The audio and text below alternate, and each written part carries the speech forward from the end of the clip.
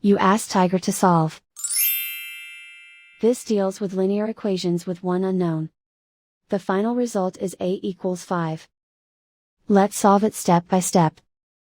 Simplify the expression. Expand the parentheses. Simplify the arithmetic. Group all constants on the right side of the equation. Subtract 8 from both sides. Simplify the arithmetic.